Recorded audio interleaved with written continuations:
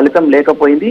మొత్తం 36 మంది మాత్రము సేఫ్ గా బయటపడ్డారు. ఎవరికి ఎలాంటి ప్రమాదం జరగలేదు, కానీ వాళ్ళ వస్తువులు మాత్రము అందులోనే కాలిపోయాయని కూడా చెప్తున్నారు. అంటే నిద్రమత్తులు ఒకటిసారి రావడం, వీళ్ళందరూ కూడా బస్సులో పొగలేస్తూనే దిగి చెప్పడంతో కూడా వీరందరూ కూడా ప్రాణభయంతో ఉరుగులు పరుగులు పెట్టుకుంటూ కిందికి దిగారు. కానీ వాళ్ళ లగేజ్ కూడా, అంటే కొన్ని విలువైన వస్తువులు కూడా అందులో ఉన్నాయని కూడా చెప్తున్న పరిస్థితి. వీళ్ళందరూ కూడా కాకినాడకు వెళ్తున్నారు కాబట్టి కొంత ఫంక్షన్లకు వెళ్తున్నారు, కొంత బంగారు నగదు ఉండొచ్చు, కొంచెం బంగారం ఉండొచ్చు, వివిధ వాళ్ళకు అవసరమైన మొత్తం కూడా అందులోనే కాలిపోయాయని కూడా వారు ప్యాసింజర్స్ చెప్తున్నట్టు పరిస్థితి. అంటే ఇక్కడికి అక్కడ 2 గంటలకు బయలుదేరింది. 2 గంటలకు బయలుదేరి కరెక్ట్ గా మనకు చౌటుకొల్ దగ్గరికి వచ్చే వరకు సరే 3-3:30 ప్రాంతం అవుతున్న క్రమంలో కూడా గంటన్నర వ్యవధిలోనే అంత హీట్ కావాల్సిన అవసరం ఏముంది అని కూడా ఆ పలువురు ప్రయాణికులు చెప్తున్న పరిస్థితి. మా ప్రాణాలతో చెలగాట మాడుకుంటున్నారు ఈ ప్రైవేట్ ట్రావెల్ బస్ వాళ్ళు కూడా చెప్తున్నట్టు పరిస్థితి ఉంది. సురక్షితంగా ఉంటుంది, మిమ్మల్ని సురక్షితంగా చేరవేస్తామని కూడా ఆ గొప్పలు చెప్పుకుంటూ కూడా బ్యానర్లు పెట్టుకుంటూ అడ్వర్టైజ్మెంట్స్ ఇస్తారు. కానీ మేము ఇక్కడికి ఎక్కిన తర్వాత కూడా మాకు ఇలా ప్రమాదాలు వెంటాడుతున్నాయని కూడా వారు ఆవేదన వ్యక్తం చేస్తున్నారు. అంటే బస్సు డ్రైవరు అక్కడ సంబంధించిన సిబ్బంది ఎవరైతే బస్సు వెళ్ళినప్పుడు ఆ కూలెంట్ ఆయిల్ కరెక్ట్ ఉందా, లేకపోతే మొత్తం లోపల ఇంజన్ ఏ విధంగా ఉందని సరిచూసుకోవాల్సిన బాధ్యత ఉంటుంది. కానీ అలా కాకుండా కూడా ఎంతసేపు ఉన్న ప్రజా ధనం సంపాదన ఉద్దేశంతో కూడా ఈ ప్రైవేట్ బస్సులు మొత్తం కూడా ఇటు జనాలతో చెలగాటం ఆడుకుంటున్నా కూడా ప్రయాణికులు చెప్తున్నట్టు పరిస్థితి ఉంది. ఒక ప్రయాణికులు మొత్తం కూడా ఆవేదన వ్యక్తం చేస్తున్న పరిస్థితి. మేము దిగే లోపలనే మా సామాన్ మొత్తం కూడా అక్కడ కాలిపోయిందని కూడా చెప్తున్న పరిస్థితి. దీనికి సంబంధించి ఇటు దీనికి సంబంధించిన ఫైర్ ఇంజిన్ వచ్చే లోపలనే బస్సు పూర్తిగా కూడా తగలబడిపోయినటువంటి పరిస్థితి మనం ఆర్టీవీ స్క్రీన్ మీద కూడా చూస్తాం. ఆర్టీఏ అధికారులు కూడా చెక్ చేసుకోవాల్సి ఉంటుంది. ప్రతి నెలకు ఒకసారి 2 నెలలకు ఒకసారి ఇట్లా ప్రైవేట్ ట్రావెల్ బస్సు మీద చెక్ చేసుకోవాల్సి. అలాంటి ఏని నిబంధనలు మొత్తం గాలికి వదిలివేస్తున్నారు అని చెప్తున్నారు. మొత్తం కూడా జాతీయ రహదారిపై మనం విజువల్ ఎప్పుడు చూస్తూనే ఉంటాం. గత 2 రోజులకు, గత నెలకు ఒకసారి, 15 రోజులకు ఒకసారి ఇలా బస్సు యాక్సిడెంట్లు కావడం, తగలబడిపోవడం. అంటే జనాలు మాత్రం ఒకటే, ప్రయాణికులు మాత్రం ఒకటే ఆవేదన చెందుతున్నారు. మా ప్రాణాలతో తెల్లగట్టం మాడుతున్నారు, మీ పైసల కొరకు, మీ డబ్బుల కొరకు మీరు చూసుకుంటున్నారు తప్ప ఏసీ కాకినాడ పోవాలంటే వసూలు చేస్తున్నారు. ఏసీలకు ఇంత మామూలు ఇంత వసూలు చేసుకుంటూ పోతున్నారు, కానీ ఎలాంటి సేఫ్టీ లేదు. ముఖ్యంగా కూడా వాళ్ళకి చెప్తున్నాను, ఇక్కడ ఏం సేఫ్టీ లేదు. ఒకసారి కొంతమంది అక్కడ స్థానికులు ప్రయాణికులు కూడా మాట్లాడిన మాటలునే వాళ్ళని ప్లే చేద్దాం ఒకసారి. Please be on hold. ఒకసారి ప్రయాణికులు కూడా మాట్లాడగచ్చారు. అక్కడ ఎవరైతే 36 మంది ప్రయాణికులు ప్రయాణిస్తూ ఉన్నారో ఆ బస్సు ప్రమాదాన్ని కళ్ళెదుట చూసినటువంటి సమయంలో వారు ఎంతలా భయపడిపోయారు, వారి మాటలు వినండి. చౌటప్పల్ టోల్గేట్ దాటాక బండి టెంపరేచర్ హీట్ గా ఉందని చెప్పేసి మామూలుగా చూస్తే అది మంట కింద వస్తుందని చెప్పి బండి లెఫ్ట్కి లాగి ఆ ఫైర్ సిలిండర్ కొట్టామన్నా. ఫైర్ సిలిండర్ కొట్టినా కానీ మంటలో కంట్రోల్ అవ్వకపోవడంతో మొత్తం జనం అందరినీ సైడ్కి దింపేసి మొత్తం అందరినీ చేసామన్నా. ఎవరికి ఏం కాలేదన్నా. మొత్తం బండిలో 36 మంది ఉన్నారు. 36 మంది కూడా సేఫ్టీగానే వెళ్ళారన్నా. రైట్, బస్సు వెళ్తుంటే సడన్ గా పొగలు వచ్చాయి. ఆ పొగలు వచ్చిన విషయాన్ని గమనించి ప్రయాణికులందరినీ కూడా లేపాను. ఒక్కసారిగా పొగలు మంటల్లా మారే మునిపై అందరిని కూడా ప్రయాణికులు బయటికి దించేశాను. అంతలోనే నిమిషాల్లోనే మా కళ్ళెదితే మేము ప్రయాణిస్తున్న బస్సు కాలిపోయింది. ఇది హైదరాబాద్ నుంచి కాకినాడ వెళ్తోంది. ఎగ్జాక్ట్గా వెలుమనేడు దగ్గర ఈ ఘటన చోటు చేసుకుంది, నల్గొండ జిల్లా సమీపంగా.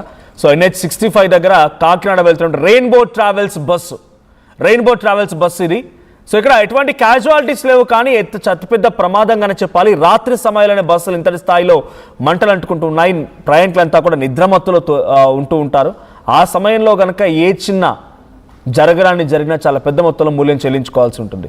సో ఇటువంటి యాక్సిడెంట్లు, ఇటువంటి ఇన్సిడెంట్ జరిగినప్పుడు మాత్రమే ఆర్టీఓ అధికారులు, రవాణా అధికారులు ఒక్కసారిగా ఏదో పెద్ద ఎత్తున మేము రోజు తనిఖీలు చేస్తామని కలరింగ్ ఇచ్చి ఆ తర్వాత మూసుకుంటున్నారు. ఈ వరుస ప్రమాదం అరికట్టాలంటే ఏం చేయాలి? మీ దగ్గర సొల్యూషన్ ఉందా లేదా? అది ఫస్ట్ క్లారిటీకి రండి. ఒకటా రెండా? ఈ రీసెంట్ మంత్లో నేను మీకు అప్డేట్ ఇస్తాను. రీసెంట్ మంత్లో 15th మే ఉలవపాడు దగ్గర, ప్రకాశం జిల్లా దగ్గర హైదరాబాద్ నుంచి తిరుపతి వెళ్తుండే ఒక ప్రైవేట్ ట్రావెల్స్ బస్సు తెల్లవారుజామున 3 గంటల సమయానికి రాజుపాలెం సెంటర్ దగ్గర ఒక్కసారిగా మంటలు చెలరేగడంతో 30 మంది ప్రయాణికులు ప్రయాణిస్తున్న బస్సులో ఒక్కసారిగా మంటలు చెలరేగే బస్సు కోత ప్రమాదానికి గురైంది. ఇక 26th మే 4 రోజుల క్రితం ఎగ్జాక్ట్గా ఔటర్ రింగ్ రోడ్డు పైన ఎయిర్ ఇండియా స్టాఫ్ బస్ ఇటువంటి విధంగానే ప్రమాదానికి గురైంది. సో ఏప్రిల్లో కూడా జరిగాయి. మెదక్ జిల్లాలో జరిగింది. అంతకంటే ముందు హైదరాబాద్లోని డైరెక్ట్గా కుకట్పల్లి మియాపూర్ ప్రాంతంలో నడి రోడ్డు పైన బస్సు ప్రమాదం జరిగింది. ఇన్ని జరుగుతున్నా ఏం చేస్తున్నారు? చోద్యం చూస్తున్నారా? ఇంత విడ్డూరాలు కనబడుతున్నాయా అధికారులకి? ఏంటి దీనికి ఒక సొల్యూషన్ అనేది ఉందా లేదా? ఎందుకు ఇట్లా ప్రమాదానికి గురవుతున్నాయి?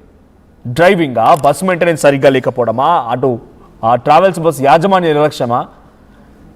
సో అచ్యుత్, ఇప్పుడు అధికారులు అక్కడ చేరుకున్నారా? ఆర్టీఓ అధికారులు ఎవరైనా చేరుకొని ఈ బస్సుని తనిఖీ చేయడం కానీ ఆ ప్రయాణికులు ఆల్టర్నేట్గా కల్పించి ఇంకొక మార్గాన్ని చూపించడం కానీ ఏమైనా జరిగిందా? అధికారులు ఎవరైనా చేరుకున్నారా అక్కడికి? అధికారులు ఏం చెప్పట్లేరు. ప్రజలు అదే అల్ల ఉన్న ప్రయాణికులు అదే చెప్తున్నారు, మీరు తీసుకొచ్చి మమ్మల్ని రోడ్డు మీద వదిలిపెట్టిపోవడం వల్ల మేము ఎటు పోవాలం దిక్కు, అంటే మధ్యరాత్రి 2:30 ప్రాంతంలో కూడా ఒక బస్సు రాదు. మీ కనీసము ఈ రెయిన్బో ట్రావెల్ బస్సు ఏదో ప్రమాదం జరిగిన తర్వాత ఏమంటే సమాచారం ఇచ్చిన తర్వాత సంబంధించిన వాళ్ళకి వేరే బస్సును ప్రైవేట్ చేయాల్సి ఉంది, కానీ ఆ బస్సు కూడా లేదు. ఏ బస్సు లేకపోవడం కూడా దారిని పోయే వాహనాలను ఆపుకొని కూడా ఇటు మళ్ళీ అందరూ కూడా రిటర్న్ హైదరాబాద్కి వెళ్ళిపోయిన పరిస్థితి ఉంది. హైదరాబాద్ నుంచి మళ్ళీ మేము కాకినాడకు వెళ్ళిపోతాం.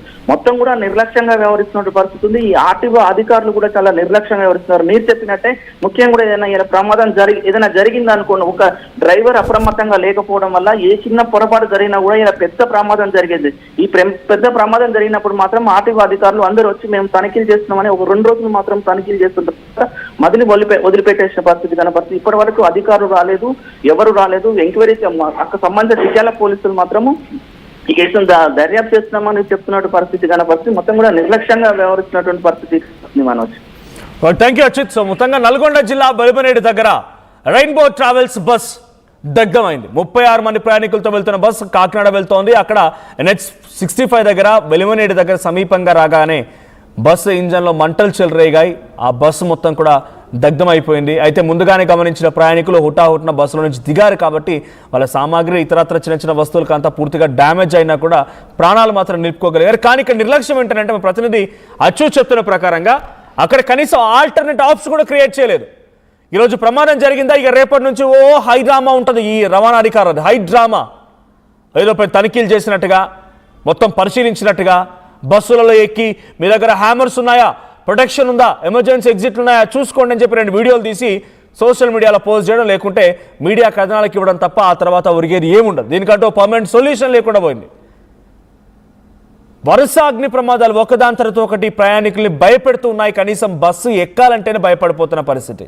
సో మీ రీసెంట్ ఎక్స్పీరియన్స్ ఏంటి కామెంట్ చేయండి ఒకసారి. ఈ బస్సు ప్రయాణాల పైన ఆర్టీఓ అధికారులు ఇక్కడ మేలుకోకపోతే ఇటువంటి ప్రమాదాలు మరింతగా జరుగుతాయి, ఇంకా దారుణంగా ఉండబోతుంది పరిస్థితి.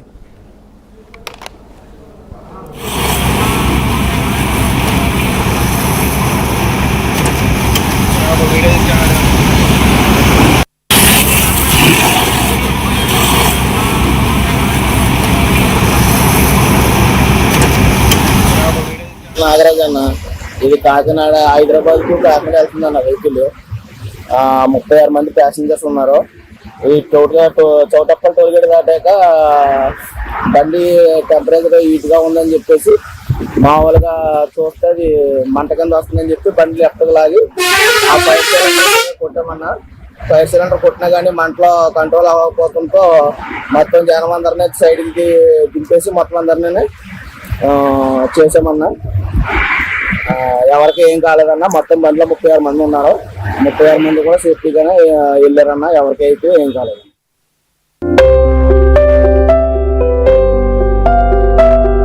చిన్న చిన్న ఆనందాలు 35 ఏళ్లుగా నా జీవితంలో లేవు. 35 ఏళ్లుగా నేను డైపర్లలో బ్రతికాను. 6 సెంటీమీటర్ల ఫిస్టులా నా మూత్రాశయంలో లీక్ కారణమైంది. ఎవరూ నాకు సహాయం చేయలేకపోయారు. AINUలో వైద్యులను కలిసే వరకు అక్కడ వారు రోబోటిక్ శస్త్రచికిత్సతో